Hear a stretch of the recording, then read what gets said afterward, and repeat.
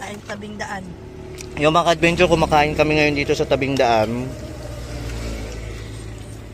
Kasama namin siyempre dagang. Sa daan kami ngayon. Inabutan na kami ng gutom dahil malayo-layo pa yung biyahe namin. Kain muna kami. Malayo pa ba yung pupunta natin? Oo, malayo pa. 1 hour? Kain ka muna. 1 hour pa. Diba, kompleto regalo. May dessert, may ulam, may kan. Thank you sa sponsor. Kay Mama Laida, thank you po sa sponsor. Kay Papa Rogelio, thank you po sa sponsor at aming cook. Ayan, may ano kami dito, thermos.